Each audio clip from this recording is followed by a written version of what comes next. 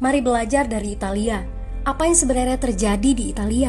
Apa yang bisa kita jadikan contoh agar tidak terjadi di Indonesia? Kreatif konten ini berasal dari artikel warga Italia, dipersingkat dan dilengkapi data agar lebih mudah dipahami. Tahap 1. Kasus pertama diumumkan. Itu cuma flu. Apa pentingnya pakai masker? Orang-orang ini cuma lebay. Saya kan sehat, gak bakal ketularan. Gak usah panik lah. Tahap 2. Jumlah positif COVID-19 mulai naik signifikan. Cuma beberapa yang kena. Yang meninggal pun hanya orang-orang tua saja yang emang udah punya penyakit. Hidup seperti biasa aja lah. Pacaran, nongkrong bareng temen, jalan-jalan ke mall. Tetep lanjut. Tahap ketiga, jumlah kasus meningkat dengan cepat, berlipat ganda dalam 1 hari. Tingkat kematian pun bertambah. 7 Maret, lebih dari 5.000 kasus positif COVID-19. Zona merah diberlakukan di Italia. Wilayah yang dikarantina hampir 25% dari luas Italia. Sekolah dan universitas tutup, tapi tempat kerja, bar, dan restoran masih buka. Sementara itu, 75% wilayah lain masih menganggap enteng COVID-19. Anjuran mencuci tangan ada di mana-mana, tapi sekadar anjuran dan tak banyak yang melakukan. Tahap 4. Jumlah kasus meningkat pesat. Sekolah dan universitas ditutup selama sebulan. Darurat nasional pun diberlakukan. Rumah sakit menambah kapasitas, seluruh kamar dibersihkan untuk memberi ruang bagi pasien COVID-19. Tapi tak ada cukup dokter dan perawat. Ada terlalu banyak kasus pneumonia, terlalu banyak pasien perlu ICU, tapi ruangannya sudah habis, ventilator habis. Pada titik ini seperti kondisi dalam perang. Dokter harus memilih siapa yang akan diobati berdasarkan peluang bertahan hidup.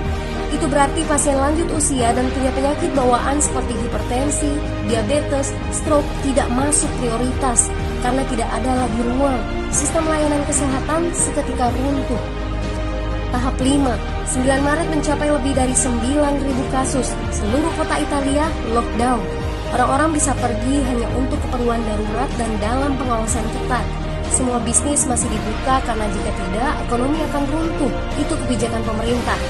Mulai ada ketakutan, orang-orang mulai memakai masker dan sarung tangan. Tapi tetap saja, ada anak-anak yang merasa jagoan, masih ingin uji nyali. Pergi ke restoran rame-rame, hangout bareng, minum-minum dan lain sebagainya. Tahap 6. 2 hari kemudian pemerintah Italia berubah pikiran. Semua bisnis harus tutup. Bar, restoran, pusat perbelanjaan, semua jenis toko, kecuali supermarket dan apotek.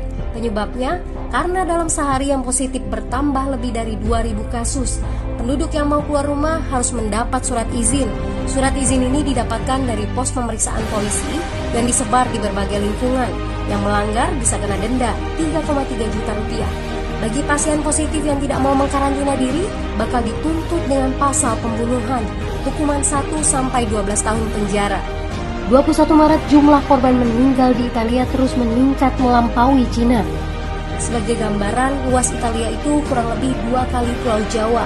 Penduduknya lebih dari 60 juta jiwa. Lalu apa yang harus kita pelajari dari Italia? Yuk, mulai dari diri sendiri, mulai dari di rumah aja. Jaga kebersihan lalu isolasi diri dan keluarga.